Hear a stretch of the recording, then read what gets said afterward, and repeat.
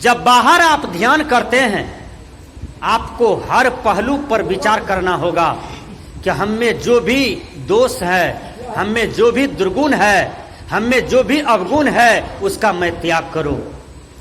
और यदि हम में अवगुण नहीं है, दुर्गुण नहीं है, तो याद रखिए वह शीतल मन आपको सुख देगा, वह शीतल मन आपको शांति देगी, वह शीतल मन आपको आत्मस्थ करेंगे, परमात्मा में लीन करेंगे।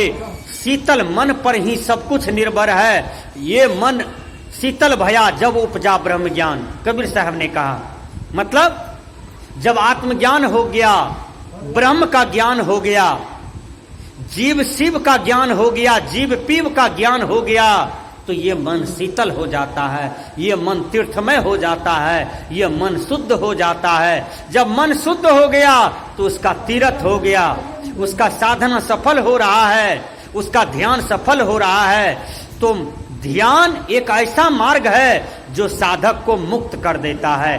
ध्यान में सबको बैठना चाहिए। इससे क्या होता है, ये चपल मन, ये प्रबल मन, इंद्रियों के सुख खोजने वाले मन, इंद्रियों में रमने वाले मन, यह मन सही हो जाता है, यह मन ठीक हो जाता है, यह मन बिल्कुल गुरु के चरणों में समर्पित हो जाता है। कबीर साहब ने कहा, सहज ध्यान रहो, सहज ध्यान रहो, गुरु के वचन समाई हो। मतलब सहज ध्यान में रहो, गुरु जो वचन दिए हैं उस वचन को पालन करो। देखिए हम लोग गुरु मंत्र लेते हैं। गुरु मंत्र क्या है? बाबा में ही अपने शब्दों में कहते हैं, यही विधि जय वैभव पार, मोर गुरु भेद दिए। मतलब जो भेद दिए हैं गुरुदेव, मंत्र दिए हैं। अरे बाबा आपको मंत्र मिला, आपने गुरु के चरण पकड़ करके कहे, बाबा हम कभी चोरी नहीं करेंगे, झूठ नहीं बोलेंगे, नशा नहीं खाएंगे, बेविचार नहीं करेंगे, हिंसा नहीं करेंगे। बोलिए, जब आपने संकल्पबद्ध हो गया तो फिर आप भाई को क्यों सताते हैं, पड़ोसी को क्यों सताते हैं, बकरा बकरी को क्यों काटते हैं? ये देखिए बगल में, सिकटिया के बगल में एक मंदिर है। ये भोले भाले लोग पंडित के चक्कर में पड़े हुए हैं। ये भोले भाले लोग चले जाते हैं उस मंदिर में, जाकर के बकरी का गर्दन काट करके रख देते हैं। क्या कहते हैं कि हमारा मनोकामना पूरा भले तहीं से काटलिए। रे अंधा, तुमको किस पंडित उपदेश दिया, कौन गुरु उपदेश दिया कि मनोकामना पूरा हो जाएगा तो तुम सिकटिया के मंदिर में जाकर के बकरी का गला काट देना, मुर्गी खसी का गला काट देना? ये किसने तुमको बताया?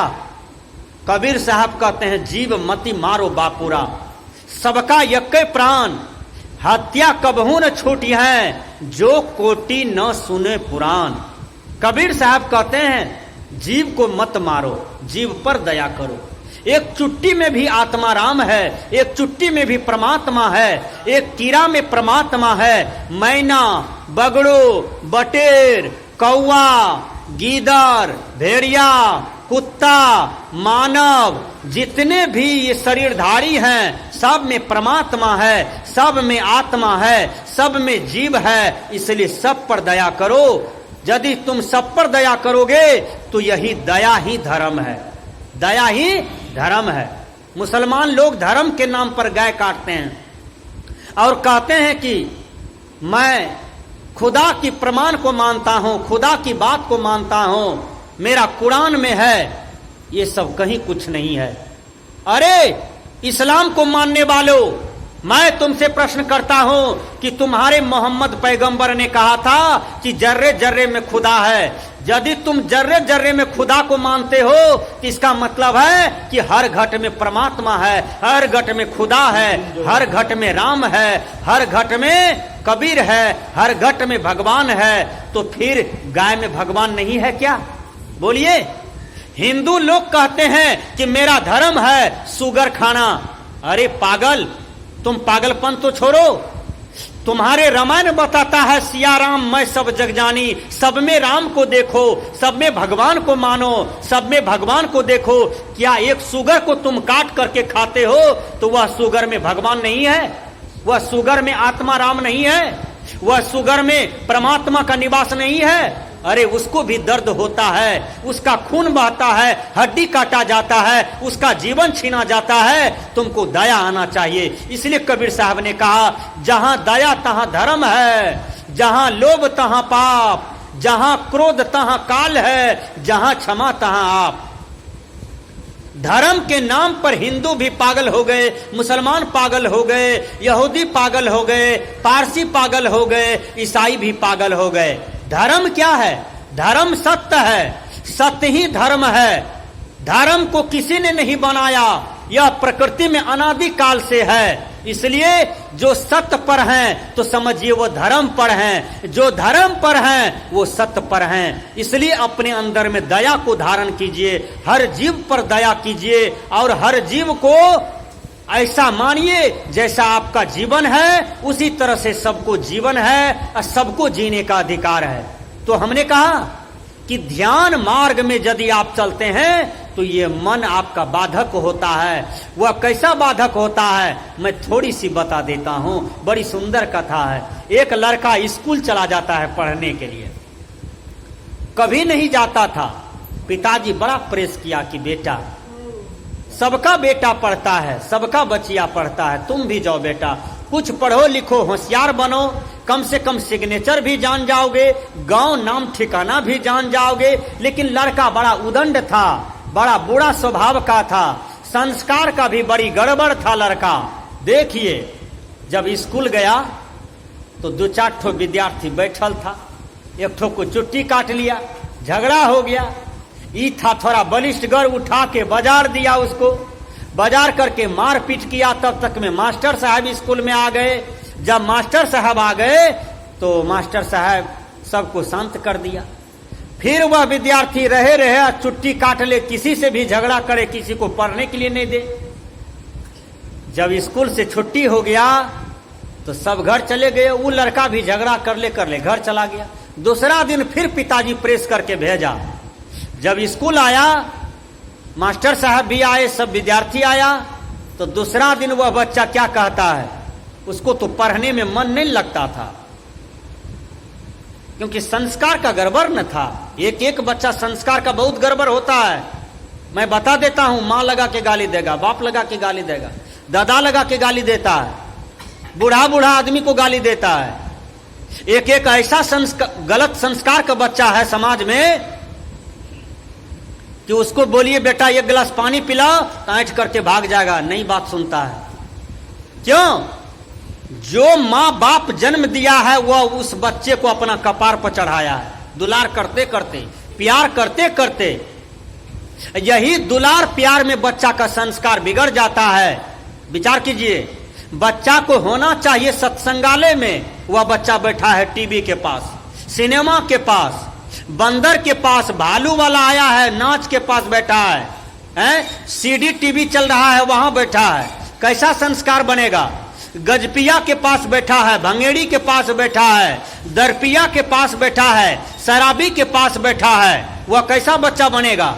इसलिए कोई भी बच्चा यदि समाज में बिगड़ा हुआ है तो उसमें माता पिता का दोष होता है, समाज का दोष होता है, और किसी भगवान का दोष नहीं होता है, किसी देवी देवता का दोष नहीं होता है।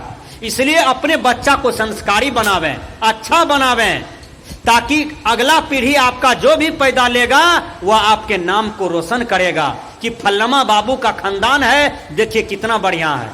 बोलिए, एक बार हम लोग कलकत्ता गए, जब कलकत्ता चले गए तो क्या हुआ, कलकत्ता में एक सेठ का बच्चा था और रोज सुबह शाम आवे बंदगी करने के लिए, रोज सुबह शाम बच्चा लोग, और चले जा पढ़ने के लिए, पढ़ के आवे तब बंदगी करे। विचार कीजिए, और सब दिन शाम में चले आवे महात्मा सबको पांव दबाने के लिए। जो जिसका पिताजी करोड़ों में था, अरबों खरबों का रुपया था उसके पिताजी को, फैक्ट्री था, वो बच्चा आवे हम लोग को बंदगी करने के लिए। कलकत्ता की बात कर रहा हूं, कहां? ये खिदिरपुर, कलकत्ता। विचार कीजिएगा।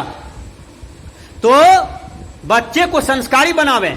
वह बच्चा दूसरा रोज जो पढ़ने के लिए आया ना, तो वह बच्चा जानते हैं मास्टर साहब को कहते हैं, मास्टर साहब 10 मिनट। मास्टर साहब कहते हैं जाओ, लड़का गया, गुटखा खा लिया, पानी पी लिया, अब घूम फिर लिया, अब फिर आकर के बैठ गया। फिर 10 मिनट के बाद कहता है मास्टर साहब 10 मिनट। कहा जाओ, मास्टर साहब बोले जाओ। फिर लड़का गया, गुटखा पुड़िया खा लिया, पानी उनी पी लिया, कुल्ला उल्ला कर लिया, या करके बैठ गया। फिर 10 मिनट के बाद कहते हैं मास्टर साहब 10 मिनट। फिर वही काम किया, उधर गया, गुटखा पुड़िया खा लिया, कुल्ला उल्ला की कर लिया, पानी उनी पी लिया, फिर आकर के बैठ गया। फिर कहते हैं मास्टर साहब 10 मिनट। 4 बार जो कहा मास्टर साहब 10 मिनट, तो मास्टर साहब को संदेह हो गया। मास्टर साहब कहते हैं अरे तुम 10 मिनट बार बार जाते हो, तुमको सुलवे तुलवे तो नहीं हो गया है? कल के मास्टर साहब क्या कहें, पेट में बहुत मोचार मारता है, हमको सुलवैये हो गया है। कहा ठीक है जाओ, विश्वास हो गया। फिर गया लड़का, गुटखा पुड़िया खा लिया, उधर घूम फिर लिया, जहां तहां बात बना लिया, और फिर आकर के बैठ गया। फिर 10 मिनट के बाद कहते हैं मास्टर साहब 10 मिनट। मास्टर साहब का अरे लगता है जरूर कोई बात है। मास्टर साहब का चलो तो तुम कहां 10 मिनट किए हो, हमको दिखाओ तो। कहा मास्टर साहब हम झूठ नहीं बोलते हैं, चलिए आपको दिखा देते हैं, हम कहां पर 10 मिनट किए हैं आपको दिखा देते हैं। मास्टर साहब हाथ पकड़ा विद्यार्थी का, एक हाथ में कच्चा कर छड़ी लिया और कहा चलिए दिखाइए। जब दिखाने के लिए गया तो 15 दिन का 10 दिन का सुखल का लेटरिंग दिखा दिया। कहा यही किए हैं। कहा अरे यही किया है। कल के तब मास्टर साहब हमारा मन पर बात है ना, हम सूखा करें कि गिल्ला करें, हमारा मन पर बात है ना। तो ये संसार के लोग जो हैं मनमुखी है भैया, इसलिए अटर पटर बोलते हैं, अटर पटर कर्म करते हैं, गड़बड़ सरबड़ करते रहते हैं, अपने जीवन के बारे में नहीं सोचते हैं कि हमने इतना सुंदर जीवन को प्राप्त किया, तो ये गड़बड़ सरबड़ करने के लिए क्या? अरे ध्यान कीजिए, ध्यान में बैठिए। बेला यमृत हुआ आलसी सो रहा, बने अभागा साथी सारे जागे, तुम क्यों नहीं जागा।